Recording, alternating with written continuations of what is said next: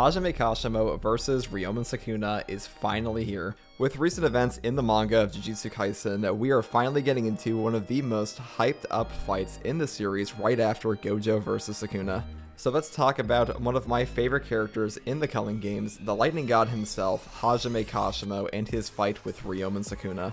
Unless you're living under a rock, Gojo Satoru is dead, and Sukuna, he is on the next boss fight in the gauntlet. At the end of last chapter, stating, "I feel well now, don't let me down." Kashimo already on the battlefield, having been on his way probably the moment he saw Gojo get collapsed. And it sounds like Sukuna expects Kashimo to be impressive, and he must have heard about him from Kenjaku or something. And whatever Kenjaku told him, it sounds like he told him some pretty good things about this guy, so I'm looking forward to this one in particular. Because Hajime Kashimo, he has the hidden technique, and hidden techniques in anime, well, they are historically busted. And he is coming in right after Gojo Satoru got killed by this guy, so he's gotta be strong, and if his technique lives up to the hype, this might shoot him to number 3.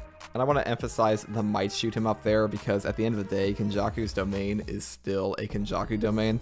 My biggest question for Kashimo's technique is, will this be a one-shot technique or a temporary boost? And I'm guessing it's probably going to be a temporary boost. And I think that's pretty in line with how Kashimo fights in general. I think we might see something like a kilowatt Godspeed.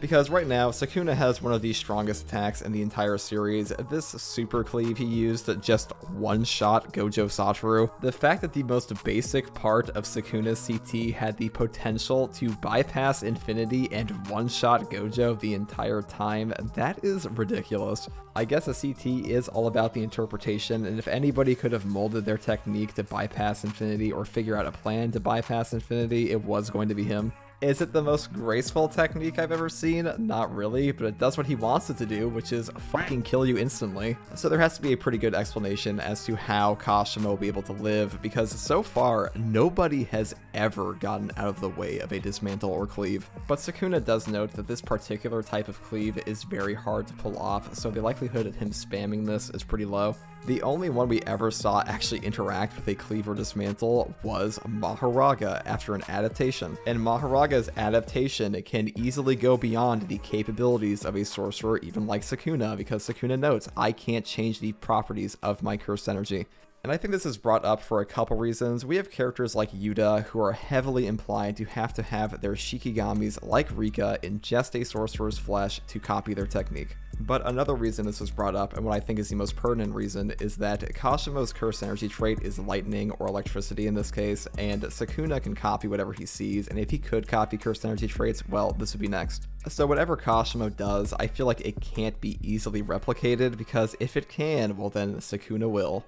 And let's talk about Gojo for a second, because I've seen a lot of people say Gojo died for nothing. Gojo did not die for nothing. He did the absolute best he could against this guy. He got rid of the domain, and he got rid of Mahoraga, and even Sukuna himself said, "You did a great job." Granted, he looked like such a fucking psycho in this panel that it looked like you were being congratulated by a serial killer, which then again, this guy is literally a serial killer, so that makes sense. And Gojo dying and Kashimo fighting Sukuna, first of all, Kashimo's technique is far more useful, even as we know it, against Sukuna than it is Gojo. Because at the very least, Kashimo can actually touch Sukuna, and he can actually use his sure hit lightning if he's able to build up the charges. Because I'm sorry Kashimo, but there is no way that you were finding a way past infinity like Sukuna did. So does Kashimo have a shot at the king? Well, unless he gets one shot next chapter, I think he's got at least 3 chapters of gas in him. Maybe only a couple chapters, but the main thing here is I don't think Kashimo is going to get one shot. He's been hyped up for so long, or if he does get one shot, it's going to be at the very end. Sukuna seems to expect a lot from this guy, everyone else seems to expect a lot from this guy, and at the end of the day, this is pretty much the only major player they have that is a reincarnated sorcerer on their team. And Kashimo is heavily implied to be the most powerful reincarnated player outside of Sukuna himself. And like an orc, he lives for one purpose, and that's to fight. And I think Sukuna and this guy's energy are going to play off each other perfectly because they both love battle. They're both sit there and like to analyze their opponent. And while Sukuna's talent is clearly superior to Kashimo's, I think his hidden technique could make up the difference temporarily. And I've seen a lot of people say, why would Kashimo want to fight Sukuna now? Doesn't he want to fight him at full power? And he does, but he also knows everybody is going to jump him after.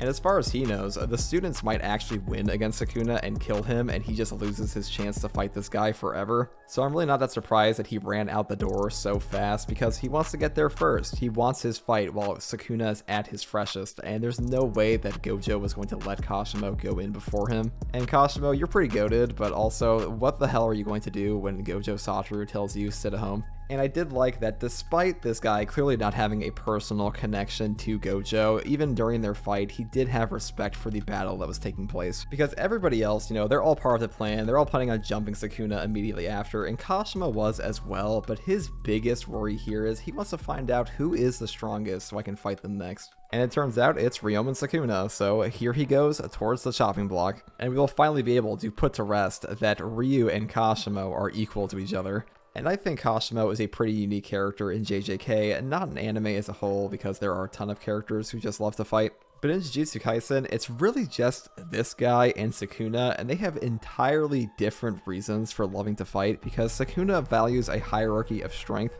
And let's be real, that's because he's the strongest, so of course he likes a hierarchy of power. So of course he's going to pick a world order where he is the focal point. And this is just my interpretation, but Kashimo seems like somebody who loves the act of combat itself, where Sukuna loves it too, but he loves it for the purposes of proving his superiority over somebody else. Because Sukuna's entire worldview is that he puts your value in your strength, and if you are not strong, you hardly deserve to live. And quite frankly, Kashimo just doesn't have remotely as much malice behind his attacks as Sukuna does.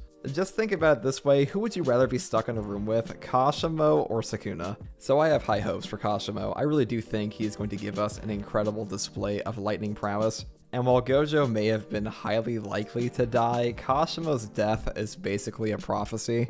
I'll be honest, if Kashimo shows up to this fight, cracks open his technique like it's a frosty beer can, and takes Sukuna straight to the village hidden in these hands, I am here for it. I want Sukuna to have to pull out all four arms to stop what Kashimo is throwing at him. A pretty common theory about Sukuna, or, you know, not really a theory, we know he has the equivalent of the Vajra, at least back in the Heian era, which is the weapon of Indra, and has legendary status as being able to fire a lightning arrow or something equivalent. So if he is keeping this tool around somewhere, or this is part of his technique, we're probably going to see it get pulled out against Kashimo. More 10 Shadows in this fight. I think 10 Shadows is done. The other Shikigami should be more useful against Kashimo than they were Gojo, especially things like Max Elephant and its water, because a piercing water gun, it sounds pretty dangerous against a guy who gets drained by water. If Max Elephant pops out and spawns a swimming pool to kick Kashimo into, I'm sorry, I'm also here for that. Because there is that like 10% chance that Kashimo is showing up just to get clowned on.